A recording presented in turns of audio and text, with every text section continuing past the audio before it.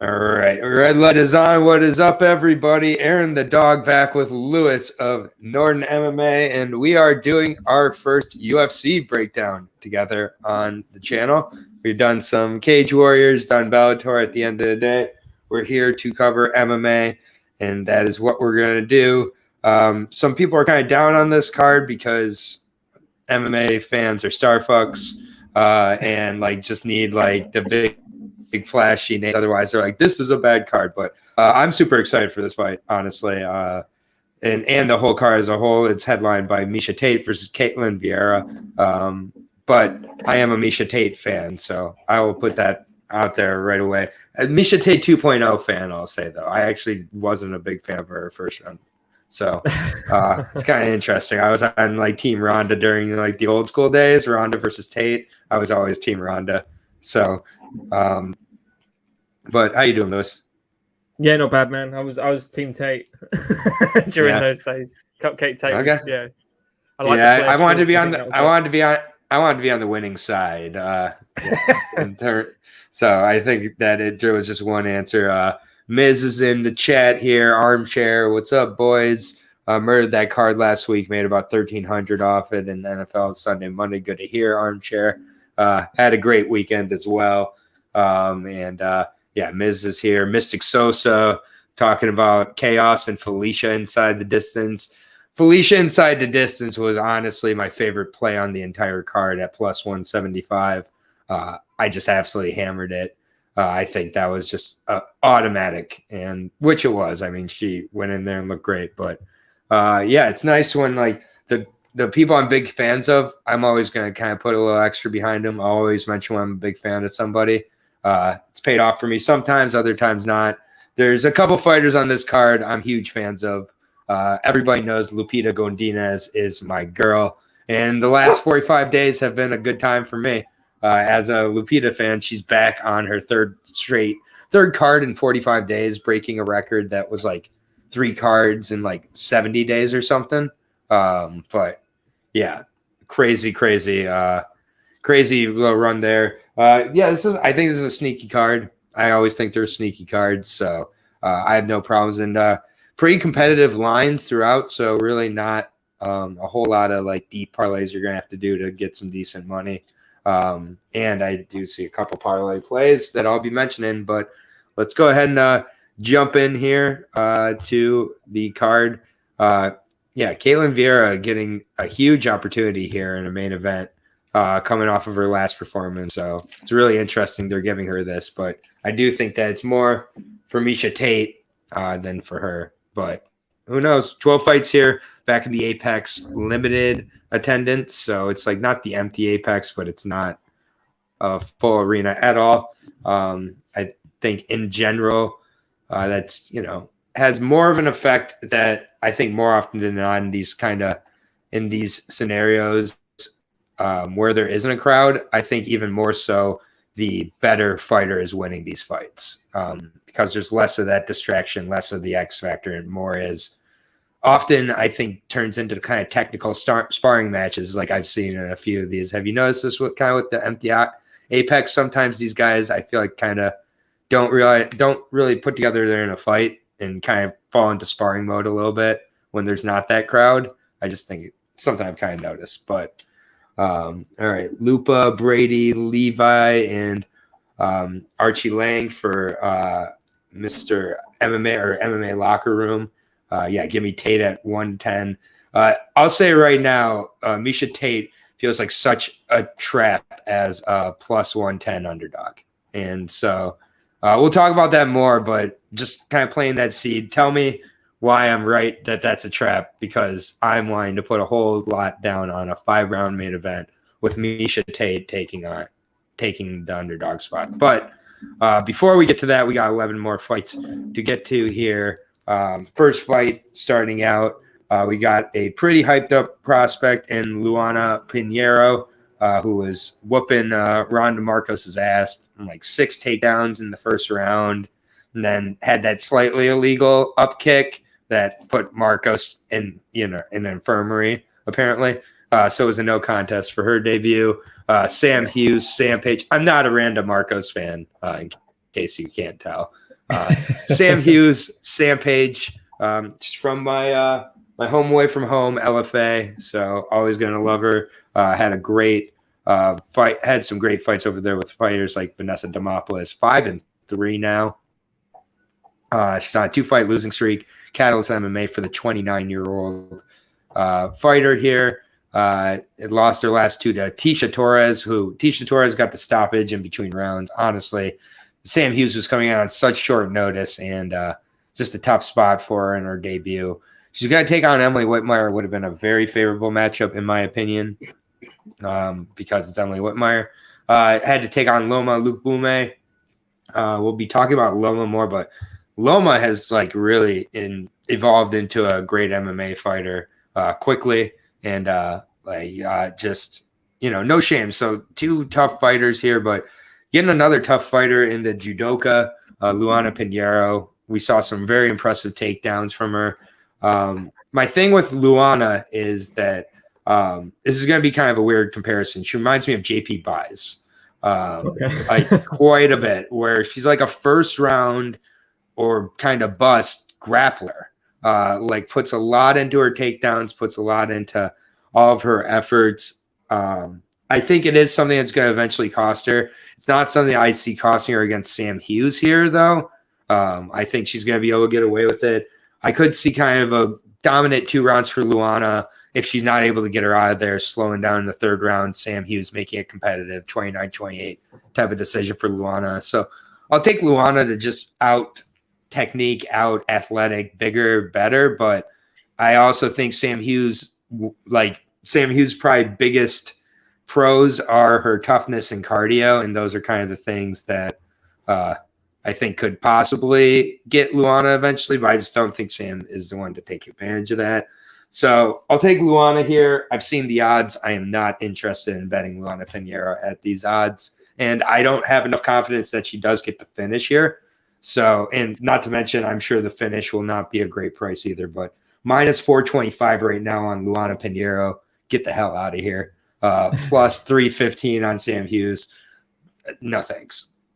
Yeah, I can't disagree with you there. Yeah, same here. It's 4-1 for Luana. Yeah. I think it's about right as well with the hype as well, you know, behind her. Sam's record doesn't speak to her actual skill level. I think it's a bit, you know, the quick notice fight against Tecia. It's Tecia Torres. She's very good. She's on the upper levels of this division for a start. Yeah. And Loma has just turned a corner, and she's just looks great. Last 2 fights. So I don't really, you know, think those 2 losses are that bad. If it goes decision, I could see Sam kind of nicking it, to be honest with you. But I am going to bet. Yeah, I mean, Luana's 1 loss was a split decision loss to a pretty unknown Chris McFur. I don't at least know who that is. And honestly, her level of competition, we see some 0-0s, some 6-5s, 0-2, a 4-2. Helen Harper, Stephanie Frausto, who she faced on the Contender Series, one of the worst fighters I've ever seen step foot on the Contender Series. Yeah. So a seriously low level of competition, and she was starting to slow down even in that first round against Randa Marcos because of all the effort and all the picking up and throwing she does. 5-round experience. What up, Alec? Good to see you here. And Justin, I'm trying to keep up with the chat, but it's tough here. But either way, I appreciate everybody. We got double digit. Yeah, but I'll take Luana, but I'm just, you know, I'm seeing someone saying bet a parlay with Luana, and I'm not going to be doing that myself. I'm just going to be kind of sitting back. If this goes to a decision, we could be hearing both people's names as in kind of a split decision type of ordeal here. So, you know, Luana, if you're betting Luana, bet Luana first round. By first round, get the plus 135 or something on that. Is that what it is as well? I would assume, I'm guessing. Okay. I do not know. But when all of her finishes are first round finishes, and that's just kind of how she wins her fights in general. Yeah. I mean, I really don't like that Luana took the way out, though, against Randa there. I think that was a huge sign of her cardio and the lack thereof. And at some point, we're going to cash in on that. It's not going to be here against Sam Hughes, though. So, no. Yeah, I like Luana here. We're going to go to 145 now. 145 division, always interesting. This is a very very important fight for both guys in very different ways. Shailin Wolverine Nurdambike taking on Sean Soriano. I'll be calling Shailin Wolverine the rest of the way here. Sean Soriano 14-7, Wolverine 19-7, 32 versus the 27-year-old Chinese fighter here. Sean Soriano 5'9", gonna have a 2-inch reach advantage here. Sean Soriano at one point, such a huge kind of prospect and hyped up, guy, and really he got thrown into the deep end, having to take on Kawajiri back in his first UFC debut in Singapore for his debut. It was just like a crazy tough debut, which now people look at and they're like, oh, you lost to Kawajiri. Who, like, people don't know who Kawajiri is, like how good he was, and especially at that point. So I think Sean just kind of got buried early on. Coming back for his second go around now. He had to win over Noad Lahat with UAE to get back in to the UFC. That was the win over Jose Marcial, both very good wins. And then Christoph Giagos just kind of made a tactical error, exposed his neck. The Darce was there. Christoph was kind of on a roll before his last fight. He was really, looking much improved. So I don't hate that performance, and I just think that he can't afford to lose here to Shailin, though. I mean, this is a fight that Sean Soriano, he loses this, he's getting cut from the UFC again, never going to be in the UFC again. And I think he has a huge advantage on the feet. It's just all about if Shailin can get the takedowns, work those and kind of get Sean Soriano a little bit uncomfortable onto his back. But I'm going to go with, I just got to go with Sean Soriano here. I think that he's faced a much higher level of competition here. The striking we've seen with, I actually got to see with Zurong in a fight a couple fights ago. Zurong really exposed kind of the stand-up of Shailin, and I didn't really see a whole lot of evidence of improved stand-up in the Jose Culibao fight. It was really a lot of toughness in that fight, and I think Sean Soriano can kind of push the pace and possibly get a finish in the second or third round. But I just think Sean Soriano, his level of competition, experience in the octagon, everything like that, I think really does favor him. Yeah, I think he's as well going to go gung-ho. It's his last fight. If he loses this, exactly. He's going to be done, and that's not how he wants him to go out. I agree. The Shailin kind of he looks like he plateaued kind of. He looks great. He starts off well, and then he kind of just flatlines towards the end, whereas Sean kind of picks up the pace. I think he's got better endurance, definitely better technique in the striking. And I don't think Shailin's going to want to go to the ground either. It's not where he's like notably comfortable in comparison to Sean. So I think Sean's gonna put on a performance here. I hope he does anyway. So I don't want him to be cut. Armchair with he has to bounce back in the second outing with the UFC, right? No way he goes 0-5. Put that on my headstone. I honestly agree. I've talked about WLF before. You really don't know what you're getting from that grab bag. Shailin falls right into that. 5'8", 69-inch reach. Good Chinese wrestling in general, we've found has not been as effective in the octagon. No. That's why I'm not putting too much credit to it. Yeah, Haley Alatang is a really good example of that. Very touted wrestler with China and about a middle of the road wrestler in his division. Honestly, like there's nothing that.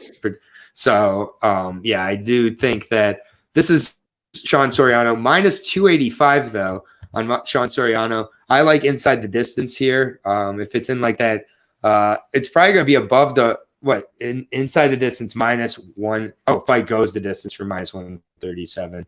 Yeah, I don't love that either. I don't know. I think with both guys having so much to lose by losing the fight, I don't see it resulting in both guys kind of going conservative. I see both guys putting themselves more at risk and going for the finish. So sometimes in these kind of pressure situations, I see it where like both guys are like, I don't care. Let's make it to the decision. I think this way, I actually like the fight to not go the distance if that's the plus side. So yeah, I like inside the distance myself, especially if it's plus money. Yeah, but we'll see. We're gonna learn a lot about these guys. It's a very important fight for both guys. I will say that. So over in the UK, mate, we've got dead even odds on him.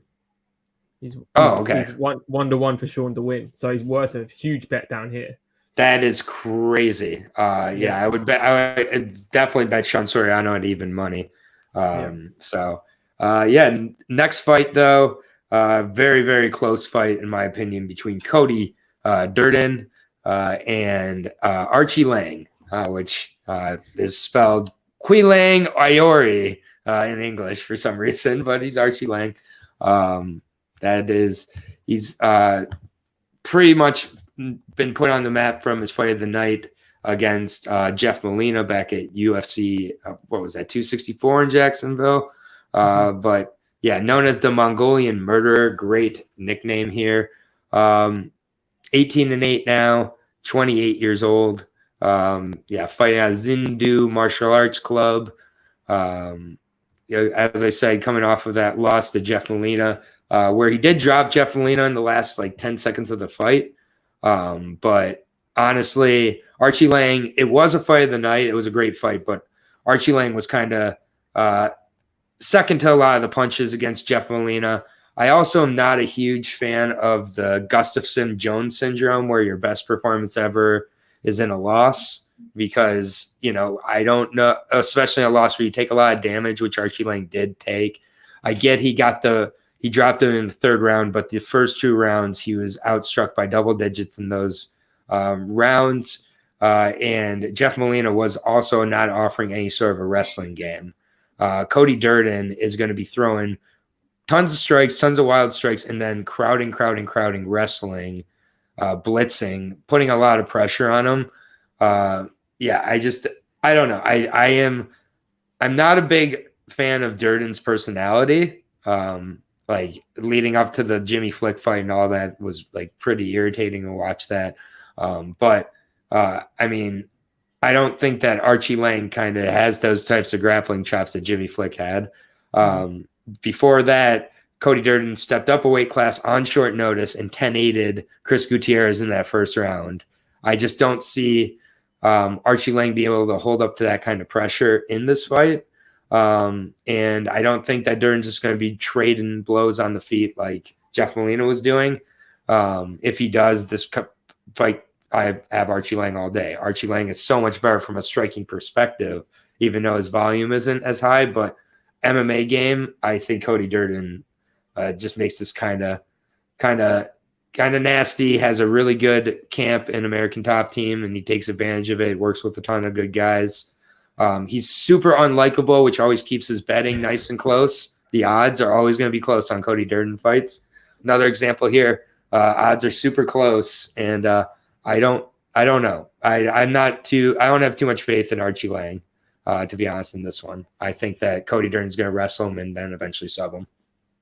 Yeah, and you see, it's another thing from WLF is I don't trust a lot of their statistics, especially their grappling. Their grappling is non-existent, really. It's worse than the UK grappling. So, yeah, Cody Durden. I like his style, to be honest, and I like that he's a dick.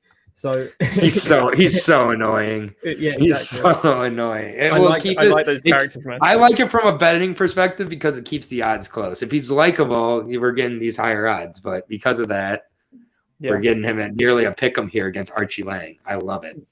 Yeah, again, if it is a scrap, if they're standing in the pocket, phone booth fighting, Archie Lang's going to clip him.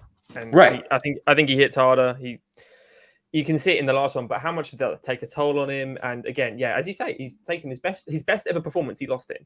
Whereas right. Durden, he's up and up. He's got some great wins on his record.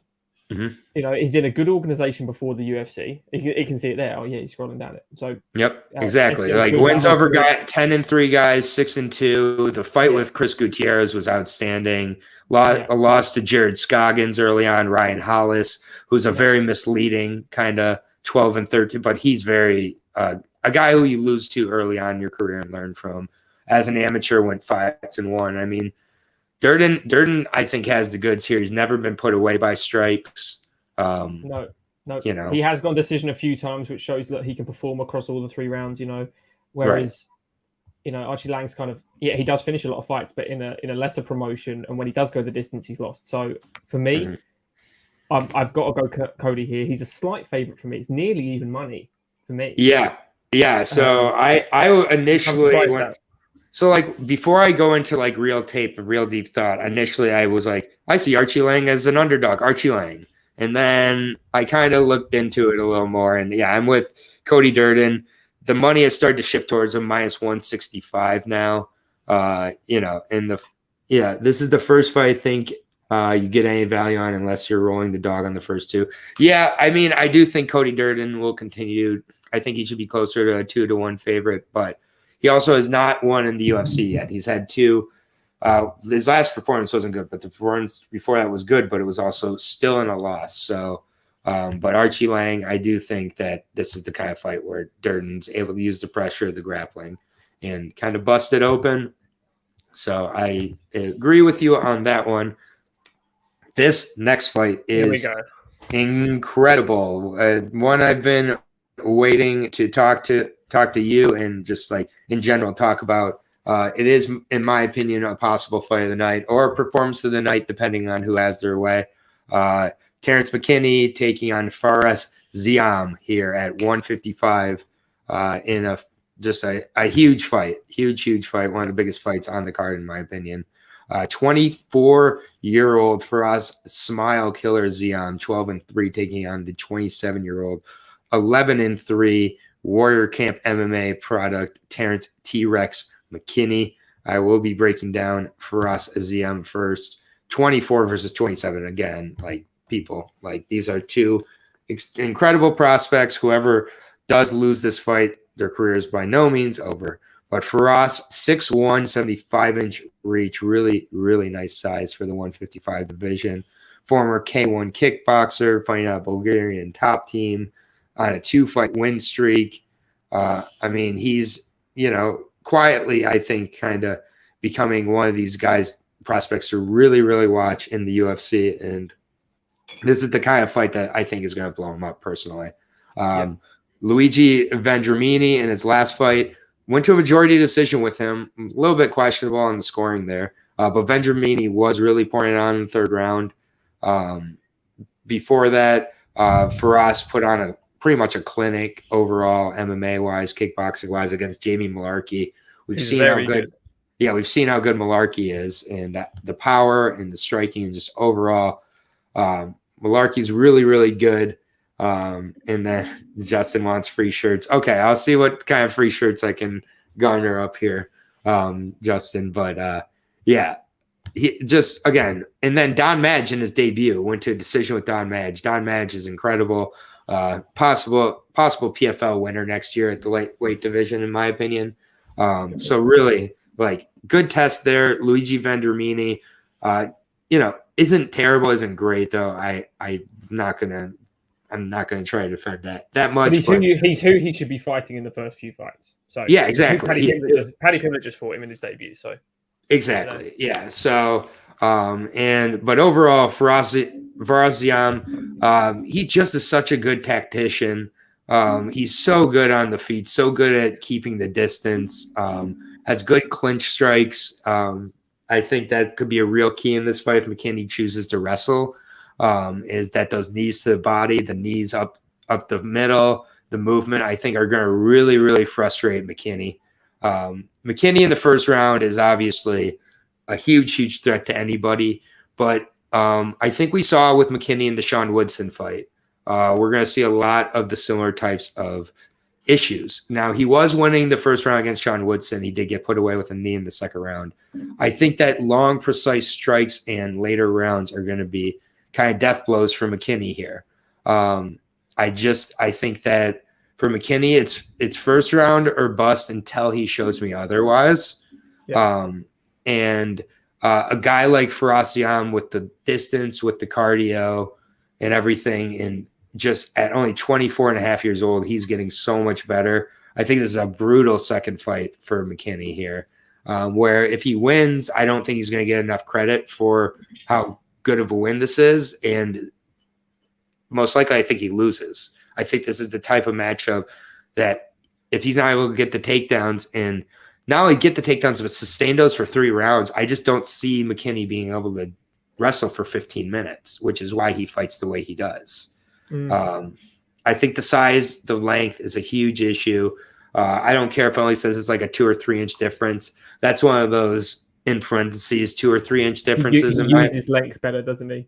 He really does. I think this could look a lot similarly to Imavov versus Shabazian in a lot of ways, where just you pointed out my example I've got written down.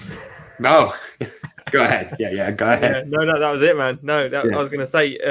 That's what it reminds me of. I hate to do that, like MMA math, where it's like Ziam looks like Imavov, so I'm gonna say they fight, but they really do fight similarly. Yeah. And they're both like hitting those primes where it's like Ziam's gonna get better each fight at 24 years old, and with this kind of experience he's had. Yeah. So. Yeah, I think McKinney's got a lot more exposure on social media, so you see the knockouts in the first round, and as you said, that I couldn't incredible knockouts. Until you've shown someone that you can go further than 1 round without gassing, it's like, do you trust McGregor? Would you ever bet McGregor by decision? You kind of like no, but in the first 2 rounds, the first 7-8 minutes, dear God, yes, it's his fight. So I think McKinney's very similar, but I don't think in the first round Ziam's out of this either. He's super explosive. Yeah. He can get in the pocket a lot easier. He hasn't got the reach as McKinney does, but he's elite. And as you say, if McKinney does win this, it's just going to be, he just beat this guy that we don't really know too much about. Yeah. Whereas Ziam's going to beat the guy on social media who I think he's going to beat as well. I really like for us in this. Yeah, and the thing with McKinney is he had the 7-second knockout of Frivolo, which I was betting McKinney in that fight, by the way. But it's like you look at the level of guys he beats. It's Michael Izuri Ortiz, Tomino Galvino, loses to Derek Minner, loses to Sean Woodson. Jeff Coleman, he has a win over an 0-4 guy, a 9-5 Bobby McIntyre, a 16-30. He's not really been tested very much here. Ziam, his first 3 fights, I do not believe McKinney would be 2-1 through those first 3 fights. No. I like Ziam here. I think that the smart money has started to come in on Ziam. Initially, McKinney was a decent favorite. Ziam now minus 115, minus 105 on McKinney. You can live bet it too. Hope that Ziam loses the first round, but McKinney looks gassed, and then bet Ziam live betting too. But I think that minus 115 is perfectly reasonable for Ziam. I'm not sure inside the distance or not. Maybe I sprinkle inside the distance because I assume that will pay better than the decision. But minus 115, put him in a parlay or 2 and call it a day. This is going to be a fantastic fight. And props to McKinney here, but I think that the other thing is that we don't exactly know what happened to McKinney's knee in that whole end of that last fight. And if Ziam kind of lands some good leg kicks to that knee, who knows if it kind of messes with that structural, because he didn't have any sort of treatment done on it. So, but yeah, Ziam minus 115. I like it. I'm going to move on to the strawweight division here. This is a Lupita Godinez podcast channel, whatever you want to call this. There's just not a lot of fighters I'm going to pick against Lupita, so I'll say that much off the bat here. I don't want to talk too much about this fight because it won't be that useful coming from it. I'm a huge Lupi fan. I think this is a really, really big fight for her. I think that she should be able to exploit the grappling. That's what I'm betting on. That's what I'm anticipating, is that she is just a much better wrestler than Luma. And that she's just able, Lupita's been doing like wrestling tournaments leading up to this fight. So it's like she's staying active with that. I got Lupi here. I think that she's just able to get the takedowns, get the wrestling, maybe even possibly look to get the submission. But Loma's really improved a lot. I'm super nervous about this fight. I'm surprised at the odds at how wide it is for Lupi. But I hope that means a win, because I got Lupi. And I got her by decision. I just think she's going to get 2 to 3 takedowns a round and kind of beat her up that way. So I got Lupe by decision. I'm seeing some Lomas. Do you think it's going to be a lay and pray, though, an old John Fitch kind of fight? Or do you think she's actually going to be active from the bottom? Because I can see her not doing much from the bottom. Just more close guard Loma and just holding it down and making the fight. Yeah, I think just getting the win. Yeah, I think it might just kind of be a business kind of decision here. Honestly, I think it might take Lupe like 5 to 7 fights to really find her true kind of style inside the octagon, because you got to remember at the end of the day, Lupe is, I believe, 5-2 now as a pro. 6-2 as a pro now. I took her debut on very short notice, still 28 years old, only been training in MMA for about 4 years. Loma, 6-2 herself, now training out of Bao in Thailand. She moved from Tiger Muay Thai. But she's primarily a Muay Thai fighter, but she really has gotten better at the wrestling, really has gotten better at the overall MMA game here. And she's not just a pure kickboxer anymore. So, I'm going to go with Lupe. I think that the way she was able to get the grappling working, even against Luana Carolina, was just so impressive. And I just think that it was just too much size. And Luma is going to be the shorter and smaller fighter here against Lupita. Like, Luma's still kind of technically an atomweight who fights at strawweight. So I just think that's going to be a difference in the grappling. No, I couldn't agree more, to be honest, mate. I think Loma's got she went to the distance with Angela Hill, which to me is no mean feat. I think Angela's a lot better than her record suggests. And Loma's obviously very early in the career. But that's why I asked you, do you think it's going to be boring? Because I wrote down in my notes earlier that I just think this fight is going to be a snooze fest. And I think it's a really good decision for Lupita to make it a snooze fest, because frankly, as a Lupita fan, I hope it's a snooze fest. Yeah, I don't want them trading back and forth. I'm about to lie my girl and buy small hen and convince here their small dwarf. I don't know what that means, Justin. Justin's on one as always. I'm really not sure what you're talking about, Justin. You guys. Our odds are a lot different to yours, by the way. Loma is a 4-1 underdog for me. 4-1 underdog. Jesus. The Brits like Lupe. -170 for Lupe over here. +140 on Loma. No way. Even me, as the biggest Lupe fan I know, I wouldn't even say 4-1. That's kind of egregious there. I hope that she gets to win. I'll be honest there. So take my opinion with a grain of salt on that one, but I'm going to be Ben Lupe until, forever. But Loma's going to be able to sneak some knees in the body and press against a clinch. That is, the plan for her. We'll see. But next fight here is at 155 pounds between Natan Levy, a guy I'm very, very hyped on as well. There's quite a few fighters on this card I'm big fans of. Taking out Rafa Garcia. Let's figure out what you are in this fight.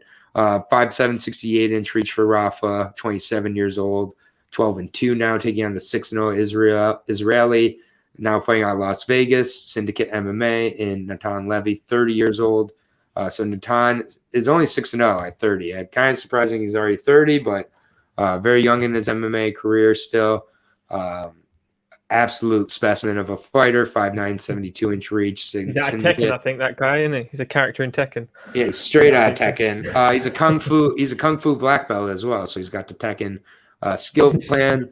Last fought on the Contender Series where he was fighting. I believe he was fighting at, was it catchweight? Yeah, it was catchweight of 160 against a guy in Shaheen Santana who's way bigger than him. Natan was the underdog in that fight and just kind of worked him into the third round, got into the arm triangle position that he's very strong in, got the finish, has a couple other finishes by submission, even though he does have a striking background, has quite an acumen for his grappling.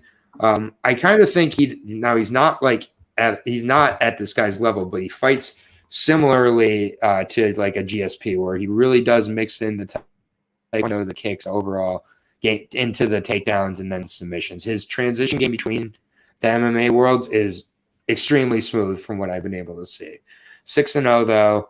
And hasn't faced a crazy level of competition. Faced guys like Ben Lugo, Nick Bottas, Marcus Sims. Again, not heard of any of these guys. Went undefeated as an amateur and pro, mostly grappling finishes.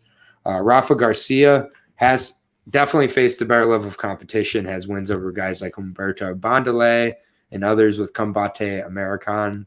Lost his last 2 fights here. Last one to Chris Grutzmacher, not a good look at all in that one.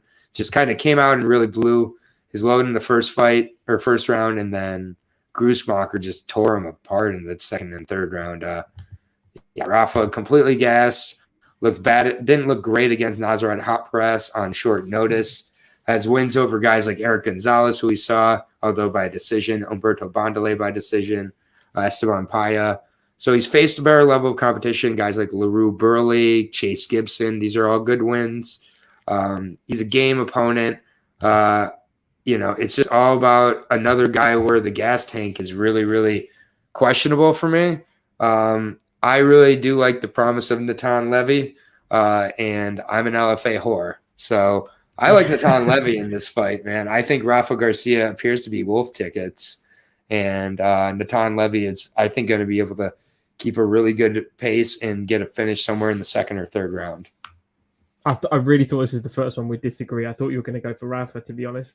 I like Natan as well. I like Syndicate. I like John Wood. He's got some good fighters out there. Obviously married to JoJo now, but I every time you see Levy, you can just see the leaps and bounds he's growing, and it's because he's had prior martial art tournament experience. That's why he's doing it at this later age. So he's already in his prime.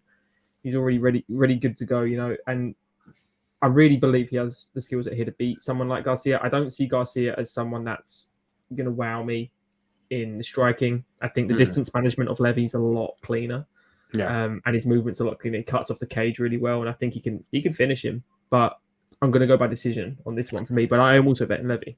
Yeah, I'm betting Levy, and I see a lot of people saying passing on the bet. You guys, come on, let's get Levy plus 105. Let's cash in on the dog.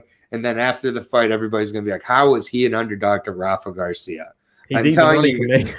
Yeah. So like plus 105, just over even money here. Again, I just think Levy training at Syndicate, he's going to be very ready for this fight. And has a very good gas tank and everything like that. He's gonna have the reach advantage and everything. His last fight against a guy who was bigger, he looked good. So I'm telling you, I like Levy in this spot, and at plus 105, go ahead and you can bet him straight up. And hey guys, just join. Looking forward to this. What up, Rusty? Good to see you. I like Garcia, so I may pass. Yeah, pass. Don't bet Garcia as a favorite, Armchair. Please don't. Like I'm telling you right now. Trust in Levy or pass if you want to be a coward. But next fight here, 145. Tucker, this is another really good fight, possible fight of the night. Tucker Lutz taking on Pat Sabatini. Two of the best names on the card. I just like the name Tucker Lutz, Pat Sabatini. That's just like a real solid fighter names here. Pat Sabatini, 31 years old now, 5'8", 70-inch reach out of Pennsylvania, fighting on Renzo Gracie, Philadelphia, as well as MPR Endurance MMA. This guy's been nonstop action since getting into the octagon. 15-3. I've really liked what I've been able to see so far in his 2 fights. Tristan Connolly, he really worked him at 261, which I was at, and just really put on a clinic, good wrestling, good stand-up, good defensive wrestling especially. Really looked good in that fight with Tristan, who was coming in with a lot of momentum. Then took on Jamal Emmers. Jamal Emmers dropped him bad, man. He rocked Pat Sabatini all the way, and then he decided it was a good time to go play footsie and go for heel hooks. And he was the one who started out with the heel hook, and then it was like it's like the meme "call an ambulance," but not for me. Have you seen this meme? The guy, yeah. So that's what happened. Yeah, call an ambulance, but not for me. Jamal Emmers, Pat Sabatini took his heel home, tore his knee to shreds, and got out of that one with the win. It wasn't he's had a few submissions in his day. Definitely known as more of a grappler, has a few heel hooks over guys who are decent, like John DeJesus as well. Wins over guys like Damon Blackshear. Really earned his way into the UFC. Armbar finish of Jesse Stern, we've seen with PFL. He's got good stand-up, good grappling, just in a good gas tank. Just overall, really solid fighter here. Tucker Lutz, 12-1 out of Maryland Ground Control Academy here. Won 12 straight, so you gotta give him that. 2-time Contender Series winner here. Won against Kevin Aguilar in his UFC debut, which is by no means an easy UFC debut. Kevin Aguilar was fighting for his job at that point, too. So, props to Tucker, because Kevin did come back in that third round, make it close. But Tucker's wins over Sherrod Blackledge and Chase Gibson, very solid on the Contender Series. Good strong double, decent boxing, good clinch game. He's pretty basic. He's a wrestler, boxer type of guy. Guys who he beat prior to UFC, not very good. But Chase Gibson, Blackledge, and Aguilar, all legitimate leading up to this one for me. With Lutz, I just do question a little bit of what happens if he doesn't get the finish. He does look to slow down. He does look like he slows down in each of his 3 fights that went the distance recently. Pat Sabatini has shown he's very hittable early on. I am a little worried about that, but I do think even on the bottom, Pat Sabatini can get really active with the elbows, with the sweeps, with the submissions. I don't think Tucker's going to be able to just stay there, kind of lay and pray his way to a decision. So his striking is going to have to be much quicker than it's been. Tucker's striking just looks a step slow to me, and I think Sabatini should be able to out movement, out speed, out volume. And then if anybody has the advantage on the floor, I think it would be Sabatini. So I like Sabatini in this spot quite a bit. Lutz got to earn my trust a little more than just the win over Kevin Aguilar, where he did slow down in the third round. And Kevin Aguilar gets taken down by everybody also. So, true. The defensive wrestling of Kevin Aguilar is non-existent. And I think Sabatini, if he is taken down, can get up or sweep or make it very uncomfortable from the bottom. I just think Sabatini's got this one. He's on a roll right now, and I think he keeps it going. Yeah, 7 for 7, mate, so far. I think, if you do take Pat down, you're going to take a couple shots in doing so, and then when you're down, you're going to take more shots, and you're going to want to he's going to get up. He's very active from every area, especially clinch control as well. I like his dirty boxing techniques. I think he's got a lot more in the tank. He doesn't seem to gas. Tucker, I don't really think he looked that great, even in his Aguilar fight. I don't rate Aguilar that great, to be honest. No. It's still a guy with 21 fights who he's taken on as an 11 It is fight again, fight. but if you look at the first half of his career, it's all just tomatoes essentially. So as well, You're right. Not to be too offensive, but I think Justin's comment here is so weird. I'm a sucker for betting on short hair, light skinned guys who got Italy prison gray tattoos. Betting the house. Does that mean you're betting on Lutz? He's going to put Tucker Lutz, yeah. Okay. All right. Well, good luck, Justin. Yeah. So yeah, we agree. 7 straight agreements here. Great. I've got that as well. Yeah. Yeah. This next I got one, Pat. I think we might disagree on though. The next one. Pat Sabatini minus 140. I love that price. I think that's a fantastic price. Lutz would have to be close to plus 150 or more for me to consider betting on him. Plus 115. No way I'm betting on Lutz. For me. Lutz is a 2-1 underdog. That makes more sense to me. I think that's more accurate. Should be a great fight, though. I think it's going to be very entertaining. We'll see here. Again, Pat Sabatini was losing against Emmers till he was winning. So there is that. But I think Jamal Emmers would put it on Tucker Lutz, too, personally. On to fight of the night, please. Yeah, and on to the real fight of the night here. The opener of the main card here, Dan E. Welcome to the channel. Good to see you. Blue Dash, also good to see you here. Everybody, welcome. Thank you guys all for joining me. Make sure to subscribe to Norton MMA on YouTube as well. Fantasy matchups, breakdowns of fights, matchups afterwards, everything over there. Lewis is doing good shit, so make sure to go give him some love. Absolutely. But on to the possible fight of the night.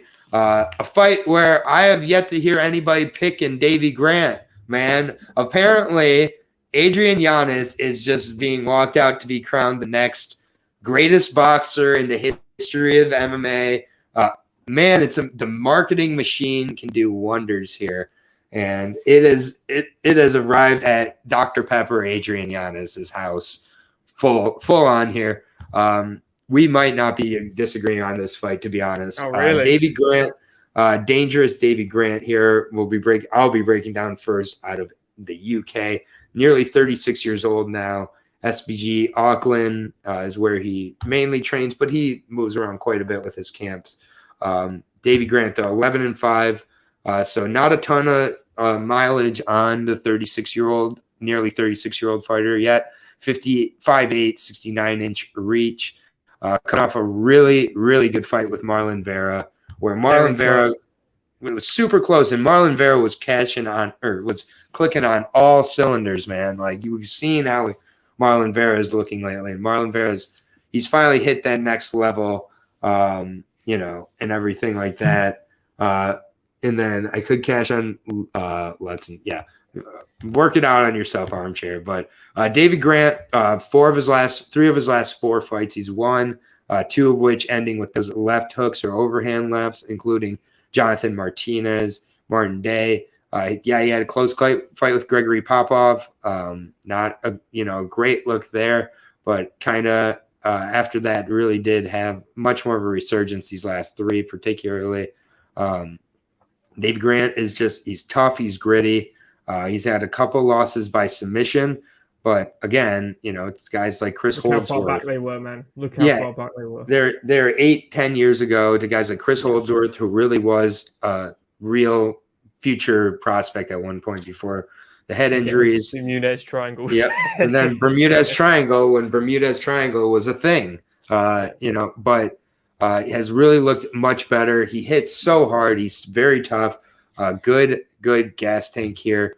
One thing is defensively is where I have some trouble with Davy, and definitely where I'm nervous here going up against Adrian Yanez here, 14-3.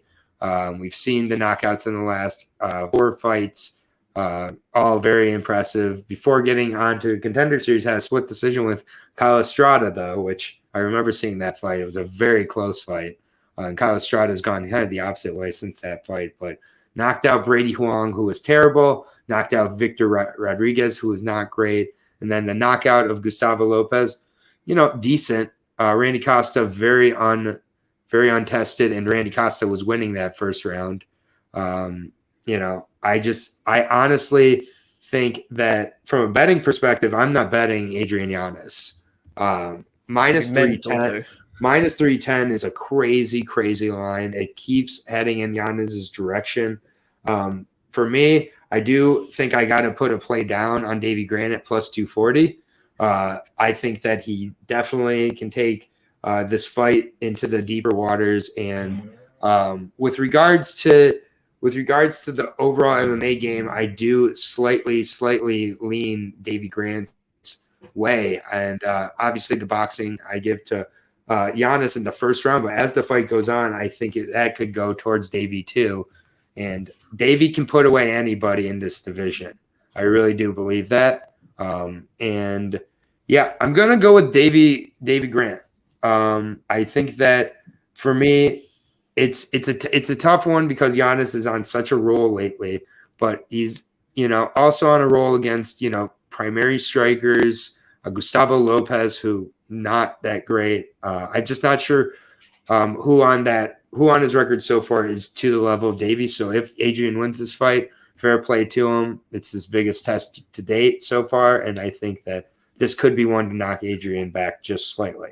And so I think that Davy improves the defense, mixes it up a little bit. He's going from Chito Vera to Adrian Yanez. I do think this is a significant step down in competition for Davy, and rightfully so. At 11-5, he's got to earn his way back in. But I'm going to take Davy Grant here. I think pretty much everybody and their mother is on Adrian Yanez.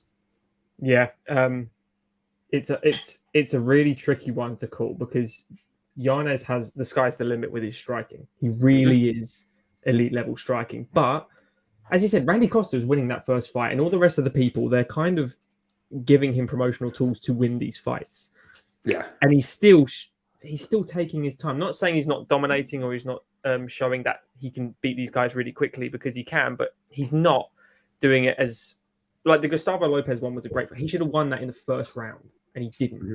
And that's what annoys me, because Davy Grant pushes the pace so hard. He steps right into the center and throws down. He does it old Lama style. That's what he does. When you see him fight Marlon Vera, he didn't take a back step the whole time. When he fought Martinez was a massive favorite in that fight, I'm pretty sure. Mm-hmm. No one gave him a clue, because he has had so many injuries, Davy Grant. Hence he's 36, and now he's almost in his MMA prime. He's had 6 years where he had buckled knees and dodgy hips. He finally got them all sorted. Took 2 years off. If you watch, most of his fights happened in 2013, 2014. So he has very good striking. He's the happiest emotionally he's ever been. Mindset wise, he's ready to perform. And that Marlon Vera fight, he won that. He won the first round clearly, and everyone took a step back and went, okay, because Marlon Vera just beat the shit out of Sean O'Malley at that point. Yeah, Marlon Vera also has lost eight first rounds in 8 of his wins. Still, it was very close third round as well. Yeah, and I mean, he didn't slow down from those elbows and the knees. I mean, he was getting battered. I think that Giannis is gonna, hit him cleanly in this fight. I think he's gonna get bloody. Has as many tools as Vera, though. Giannis to me is a boxer in MMA. Right. Yeah, he's a Davy boxer. Grant, wheel kicks. Davy Grant, body kicks. He works the body. He calf kicks. He can wrestle. Man, can he wrestle? He's one of the UK guys that can defend takedowns, and he uses it like Bisping. He uses it defensively. He's not going to go to the ground if he doesn't need to, but he's a very high-level grappler as well on the ground. He loves to strike, and he loves that hook. He's a Geordie, which is a Newcastle guy up north in England. They love a scrap. They're born to scrap. That's all they do. They're like Liverpudlians, like Darren Tills and the Paddy Pimblets. All they do is fight. Yeah, this is interesting. I'm seeing a lot of talk under the radar from Americans. That's the thing. Yeah, Adrian Giannis. I'm telling you right now, going from Randy Costa to Davy Grant is not a step down in competition. Jesus Christ, no. Jesus. Yeah, if Davy Grant beat Marlon Vera, Davy Grant's in the top 8. Right. Suddenly. Yeah. And it's just close, tell me how you think, I'm not trying to use MMA math here, but tell me how you think a fight between Adrian Giannis and Chito Vera would have won. Chito Vera would stop him in the first round. Yeah, he would take the first round off and you'd stop him in the first round. Chito Vera is up there, man. Yeah, so I mean, I just think this is a much closer fight. Odds perspective, -310, and the money keeps coming in on Adrian Giannis. Davey is Davey Dangerfield, because Davey can't get no respect. He can't get no respect from these people. I'm not saying Giannis can't win this. I'm saying Giannis. No, this is a fight. This is the fight. Knock him clean out in round 1. If it's a pick 'em, I'm not picking. Davey necessarily. I would say away, but but plus 250 on Davey. I'm putting a wager down on him because if Davey loses this, I'd like him to step away. That's what I would like. Yeah, I mean, this is not beating Adrian Giannis. You're not going to get. He wants a run into the top 10. He's not going to get a run if you can't beat Giannis. Yeah. And then, no way. Cheeto is getting beat up early by old man Frank. Cheeto gets, you can talk about Cheeto's first rounds in so many fights, you guys. The difference between Frank Yeager, though, he wasn't getting beaten up. He was getting taken down. Yeah, David Grant was beating him up. David Grant was tagging him. He was cutting him. He was bruising him up. So there's a little difference between it. Yeah, it was definitely a different approach there, but it's a fight of the night candidate, and in a fight of the night candidate, a fight of the night candidate -300 is crazy to me. Period. So next fight here, we've got the newlywed Joanne Wood taking on Talia Santos. I don't have a lot to say about this fight. I think Talia Santos is a physical specimen. I think that she puts on a lot of pressure, puts on a lot of volume, learned from kind of her first fight against Romero in her debut, Varela, that she can't, I think that was much octagon jitters as anything.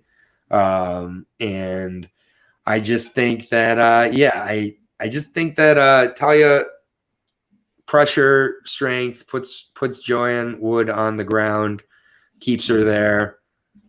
Like I think we've seen a few times where Joanne gets dominated by physically stronger opponents in the grappling, and that's what happens here. I don't like that Joanne Wood got married like 2-3 weeks ago. I think that's super weird timing. That they wouldn't wait till like after her fight to get married. Well, they got married in Vegas. They live in Vegas. She's married to her coach. No, I get it, but still, it seems like a big distraction that you don't need. Like, and it seems like maybe it's the best distraction. Maybe it mentally helps. Who knows?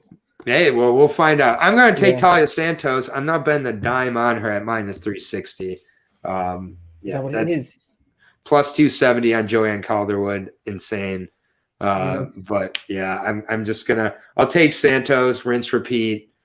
That type of decision, pressure stays on top of her. I hate to be boring. I love JoJo.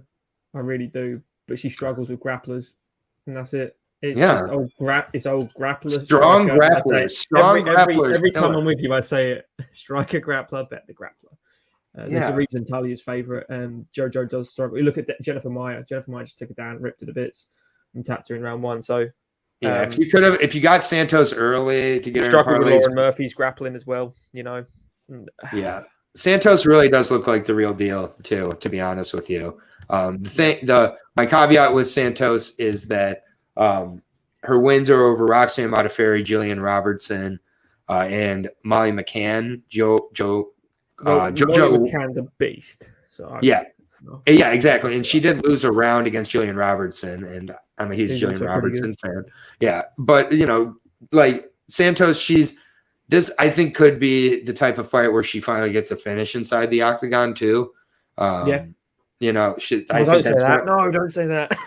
I think that's why I just think that's one of the big criticisms right now of Santos is like she's going to decision and she's dominating, but she's not doing enough to finish. So I think that could happen here. I do not like that Joe got married like 2 weeks ago. I think that's like not a good sign of focus and a good sign that she's going to take off her gloves after this fight and leave them in the middle of the octagon possibly.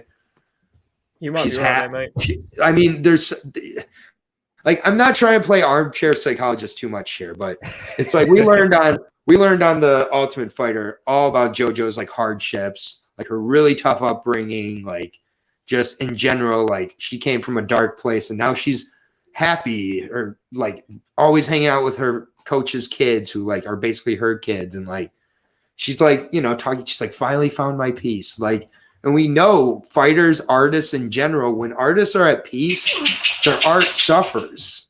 Like it's fucked up, but JoJo's too happy now, man. She's too happy for it. Yeah. Yeah.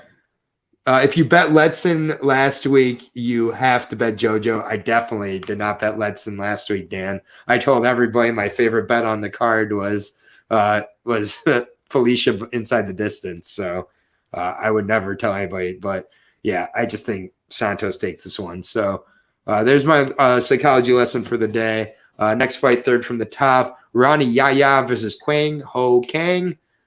This is a weird one. It gets kind of weirder towards the top of this card. It's kind of funny. I'm not sure really, what to think about Kwang Ho Kang, to be honest with you. Mr. Perfect, 34 years old. He's a guy out of South Korea I've been excited for so long, but he's just never quite hit that level I was expecting him to hit. He's very well-rounded, but 17-8 now for Mr. Perfect. He's won 3 straight fights, but all these fights are close. He finished Ishihara, who we see how bad Ishihara has gotten at this point. Does he even have a 500 record anymore? I don't know, but Ishihara put away. Split decisions over Brandon Davis and Pingguan Liu. Those are very concerning. Those are just like not the best level of guys and just fights guys a little bit too close. Wins over Mishinori Tanaka by split. Wins over Shitu Shimizu and Guido Canetti. I mean, just hasn't faced a great level of competition. A split over Alex Caceres. Lost the decision to Chico Camus. I mean, I get these are quite a while ago because he had to do an active military service from 2014 to 18 for Korea. Came back, had a split loss to Ricardo Ramos. You can fight so many guys close, but yeah, it's just like, yeah. And Ishihara lost to, Ishihara lost to Sane earlier this week. Yeah, terrible. Or earlier this year. Yeah, it's just, I don't know. Kang should win this fight because, like, it's just like, all you have to do is stop the takedowns and not let Ronnie Yaya get into arm triangle position. Ronnie Yaya moves like his feet are in cement here. Like, I would think Kang's quick enough and smart enough to do the right thing here and not get taken down and get submitted by Ronnie Yaya. I'm taking Kang, but it's with my eyes closed, man. Because if he fucks this up and lets fighters fight the fights in the spots that they want to fight in. And for Ronnie Yaya, he wants to fight in one spot and one spot only. Clinched up against the cage and on the ground. If he allows that to happen, I'm going to flip shit. I do not believe he's going to. Kwang home Kang here by decision. He's got the long hair now. I don't know if you've seen on Instagram, but he's growing out the lettuce now. I think he's coming into this fight loose. 4 less years of mileage from the military service. So, yes, he's 34, but I think a much younger 34 than the 36, nearly 37 of Yaya. Yaya's been done for a while. Come on, man. Kang with the trap price here at -115. Give it to me. Yeah, I got nothing more to really add on that other than I've got Kang as well, man. I don't like Ronnie anymore. I think he's definitely done. He looks. Yeah, Ronnie can sub anybody. He's almost like, leave me. Ronnie can sub anybody in the world. I'll say that. Like anybody. He's like like a 7-time ADCC champion. Like it's crazy. And yes, he's always moved this shittily. So like, but this has to be Kang. This has to be Kang. Just stay out of the takedowns, and it's gonna look like, hopefully, like Ricky Simone against Ronnie Yaya looked. Yeah. That's what I'm hoping for. Like, where Ronnie is falling to his back eventually, and Kang's just like kicking him, and like, yeah, this has to be Kang. And this price is crazy to me. I think that Kang should be a way bigger favorite. It's like Ronnie is sub or bust and can't get it to the submission at this point. Yeah. Yeah. -1. I agree with you, man. No, -1 with it. Yeah, Kang's in my parlays, and my eyes will in a parlay or two, not all my parlays, and my eyes are going to be closed. I'm very worried, even though I shouldn't be worried about that fight. I'm worried about it. So it's one of those where I shouldn't be worried. So if there is a moment of worry, I'm going to be really worried. And then looks like some people are making fun of Ishihara. I'm all about that. Totally can make fun of Ishihara. Yeah, Ishihara at one point fought Peter Yan in the UFC. Like, how quickly things can change. But co-main event here, 170, Michael Kiesa taking on Sean Brady in an outstanding fight here. Just really, really good stuff here at the welterweight division. Sean Brady undefeated, 14-0 out of Philadelphia, 28, nearly 29 years old by the time the fight takes place, 5'10", 72.5-inch reach. Got about a 3-inch reach disadvantage, 3-inch height disadvantage to the Italian Michael Chiesa, 33 years old, 17-5 for the Maverick. I'll be breaking down Sean Brady first. He's looked very, very good so far inside of the octagon. 18 straight wins going back to his amateur career, undefeated as a pro as well. Renzo Gracie, Philadelphia rep, so a few guys out of that camp. Had a really good competitive fight with Jake Matthews, and he just out-techniqued him, outlasted him, and ended up getting into the right position and getting that arm triangle in the third round. I love seeing third-round finishes out of guys when they're pushed. And, 17-4 Jake Matthews. That's a really good win there. Christian Aguilar was able to show his stand-up has really improved quite a bit, but then again showed he's not too stupid to go to where he needs to, which is the grappling. Took him down and submitted him in round 2. The win over Ismail Naradiv, obviously he was kind of a busted prospect, but still did what he needed to do there. Court Mcgee, gritty guy in his debut. Court Mcgee had no chances there. I think that with Sean Brady, he often is kind of pointed a little bit too much to his grappling, but I think the big difference in this fight is going to possibly be with regards to the power on the feet. I think that Kiesa has kind of shown at some points in his career that guys with shorter reaches and more power can kind of give him problems when they can threaten with the takedowns. Kevin Lee, I think of that fight particularly. Kevin Lee was able to land quite a bit on the feet as well in that fight. With Michael Kiesa, I just kind of wonder where he's at this point. He had some very good performances in his last few leading up to his last fight there, but just really did struggle with Vicente Luque. Luque put him away in the first round. I mean, Luque is one of the best guys in the world. There's no real shame there. Neil Magny, he looked very good against.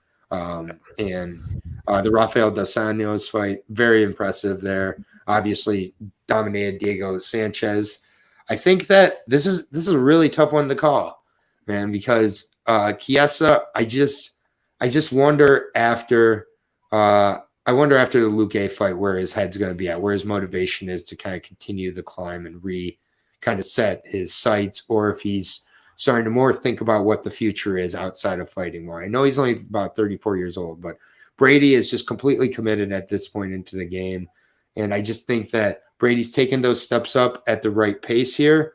But something is telling me Kiesa's gonna just get this done.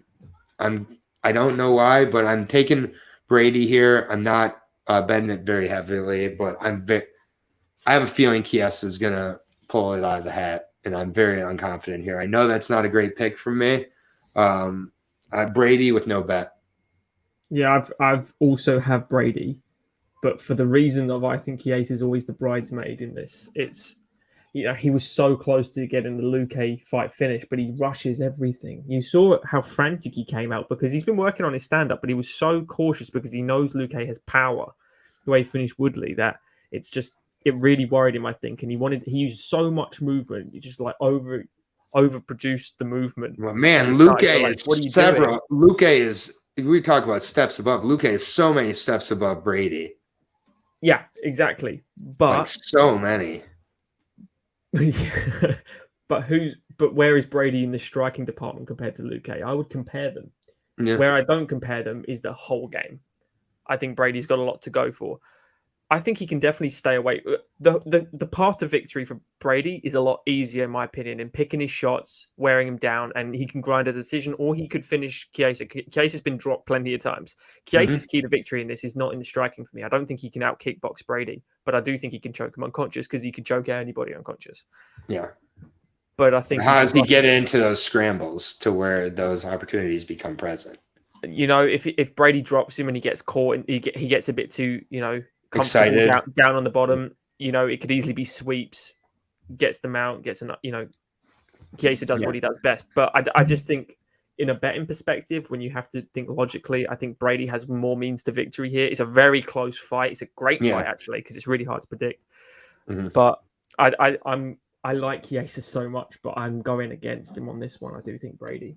Yeah, I got Brady reluctantly. Minus 165. Minus 165 on Brady. I'm surprised. He's favorite. He's underdog for me. Yeah. Wow. Yeah. Kiesa's a plus 135 underdog over here. Other way around for me. Yeah. Yeah. I mean, I would feel much better at betting Brady with a plus, the minus 165.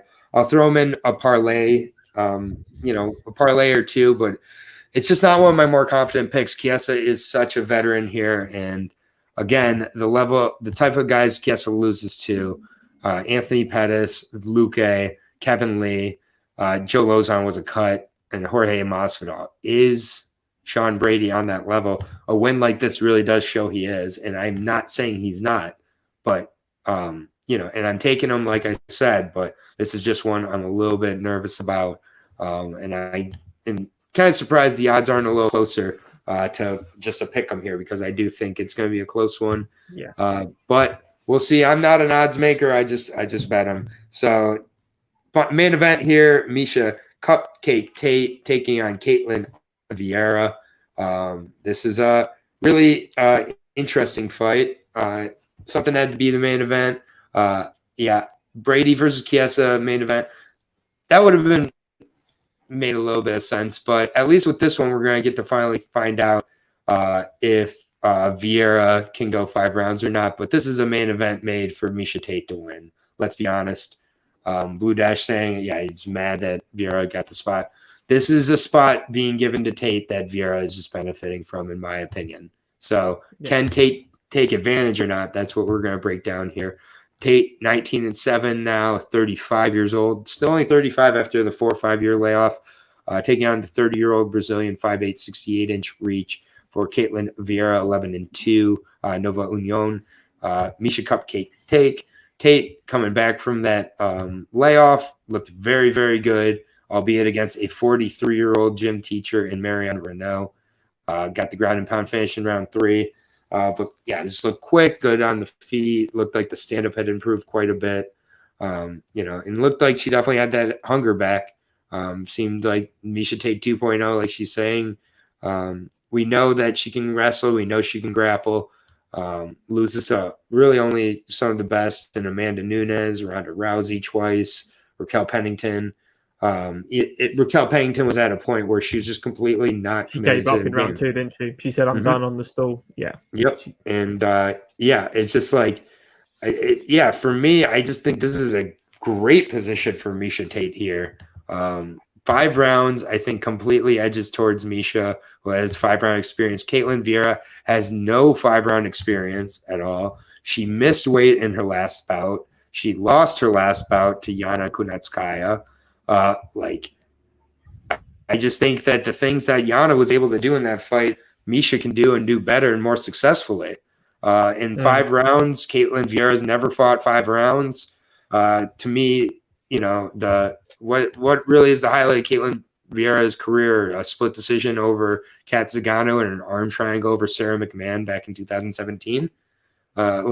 She's not super active. She's not beat any really high-level competition. Sijara Eubanks at that point was not coming into that fight in great shape, and she wasn't able to finish her. I just think that for me, I think that I had Viera winning, but against Yana Kunitskaya. But the fact that it was close against Yana Kunitskaya is a huge red flag to me. I haven't seen anything about Ketlen Viera that lets me think that anything about her is, kind of anything about her is special. Her strength is her submission and grappling game, and I don't see her out grappling and submitting Miesha Tate over 5 rounds. I think Miesha Tate's going to just kind of tool her up and out MMA her, better cardio. One of my main concerns, though, is that Miesha Tate is coming off of COVID. This fight was moved due to her contracting COVID. She claims that she's over it, but we've seen fighter after fighter who's come off of COVID and not been the same. But I mean, Miesha just seems locked in here. She seems very committed. She looks in good shape, working with a good camp here. And again, Ketlen Viera doesn't deserve the spot. Ketlen Viera has never gone 5 rounds. And I just don't think going 5 rounds against Miesha is a good way to get into it. I think Miesha wins the decision. It's hard to disagree. In my head, I'm just thinking Ketlen's going to crack her. I don't know why. Like you get the gut feelings, but because the only positive I get from Viera is she uses her power much like Amanda does. End of the punches. She uses the full length of her arms and hits you with the end. What, she have 1 or 2 KOs in her career? Yeah, exactly. Yeah. But she's big and strong, but it doesn't transfer the punching power. Yeah. It's just how she performs, and I think the submission game is hit and miss as well. I don't know what she does crazy well. That's what I'm saying. I don't know why the odds are this close. She's a favorite. She's a favorite here. Oh, she's even money for me. That's mental. That's mental. I got Miesha Tate at a +120, and thank every star. She's still even money here. This is crazy to me. Maybe I look really dumb next week, and I'm apologizing to everybody. Well, I have Viera on one of my bets, just because I always do one where I've flip-flopped every bet I've done in case I'm completely in case it's like a horrible but night. It's like the weakest amount of money you could ever imagine. Miesha Tate is an even. Yeah, Viera is a -120 favorite still right now. Miesha Tate put her in a parlay with Sean Brady and Kang. And Kang and Santos the end of your night. Those four. Put those four together. That's a plus 500 at least. Let's go with Tate. Hold on. Yeah, I'm going to do this right now. Just the low end of the night parlay with even money Tate, minus 165 Brady, minus 115 Kang, which is crazy. And then, why not? We'll put Santos in there. Plus 667 right there. I'm putting 100 down on it. Plus 780 on that. Yeah, I'm putting 100 down right now on it. Plus 700, 667. 100. Go ahead and bet it with me, everybody. Miesha Tate's taking this fight. This is Miesha Tate. This fight was not. The UFC doesn't always get their way with their setup matches, so I will say that. But this main event was not made for Ketlen Viera to win, and Ketlen Viera is not winning this main event against Miesha Tate. Tate 2.0 is real, people. We're both on Miesha Tate. We disagreed on what? 0 fights on this card? This is 0. Yeah. So the quick picks. You can yell at us both next week. The quick picks. We the first time though we've ever agreed on everything. Yeah, that is. I mean, the odds of that happening are crazy. I like that end of fight parlay. I like a few other parlays as well. And just really quick, I'll go ahead and give our quick picks if anybody's just skipping around here. We do not discuss our picks ahead of time. So the fact that we picked all the same, it is what it is. Davy Grant was one that I thought we were going to separate on even though, but yeah, it is what it is. Quick pick time. We both got Luana Pinero over Sam Hughes. We both got Sean Soriano. We both got Cody Durden. We both got Farasiam, Smile Killer. Both got Lupi Godinez. We both got Natan Levy. We both have Pat Sabatini. We both have Davy Grant. We both have Talia Santos, Kwei Hong Kang, Sean Brady, and Miesha Tate. So finishing off with Miesha, we've got 2-3 underdogs there. And just for fun, let me go ahead and just see what that parlay is going to look like for the full card here when we put it all down there. Davy Grant's going to help that. Davy Grant and Natan Levy. I think that is the only one mainly that people are will disagree with us on, and that's not because they don't rate Grant, maybe just because they're unaware of actually his performance. Yeah, I mean that is going to be the one, and yeah, this is a nice, cool 62,000 parlay if you throw them all together. No big deal there. Yeah, go ahead and put a 20 spot down there. That's what I do at least, and that'll pay out 10 grand if you get it right. So they come through eventually. I hit the plus 21,000, but yeah, awesome show, Lewis. Thank you, everybody in the chat. The chat was killing it as always. Justin, Blue Dash. Join me on that parlay. I think that we've got some live dogs here. I'd expect. If the over under was at 3.5 for dogs, I'd take the over, obviously, since I picked 4. But I think about 3 dogs come in or so. It's gonna be a good fight card. If Miesha Tate loses, go ahead and give us we'll get to hear about it. Davy Grant, we're both on it. At the end of the day, this is just information. It should help you guys make your picks. We should not be making your picks for you. And if that's the case, you have no right to be yelling at us at all. We put into work and everything. And Lewis, anything coming up for you on the channel that you want to let the people know about? Again, Norton MMA. Check him out, everybody. It's right there. Type it in and subscribe. This guy is awesome. Thank you. Yeah, I'm basically going to be doing a lot more consistent uploading instead of more random videos. So hopefully it'll be 3 times a week. Scheduling the days now. So got a lot of who wins. Just did a Sergio Pettis versus Kyoji Horiguchi. That's on the channel now, which I love that fight. And a lot of people, casual fans, not slating them, but they do not know a lot about Horiguchi, which is a massive plus for me. Oh, the guy who got cut from the UFC, so he's not good. Yeah, the guy with an 8-1 record in the UFC only lost to DJ exactly 8 years ago. You're right. But lots of good scraps coming up on who wins, and a nice podcast coming up next week as well. Right on. Yeah, and we won't have a UFC show next week. Obviously, the UFC's off with Thanksgiving weekend and everything. But I'm pretty sure there's an LFA and a few other things. If not, those will be back. So this might be my last show for like a week or so, which I'd be okay with that. It's like I love this grind. But there's also a CFFC this weekend and a Fury. So there's a good chance I'm going to come back on here to do those later in the week. We've been killing Fury lately, you guys. Sorry I have not been doing videos for that, but got Trey Ogden over JJ Akanovich this past weekend at plus money. Nice. Yeah, it's just like it. Fury is becoming one of my favorite organizations. So probably we'll be back with those, but Justin, Blue Dash, Miz, Sosa, Tony's Baseball, and of course Lewis of Norton MMA, Boston Comments couldn't join us today, but she will be back soon. But for everybody out there, keep taking care of each other. Enjoy the fights this weekend. CFFC and Fury breakdown coming Thursday or Friday. Why not? I just said it. All right. Peace out, guys.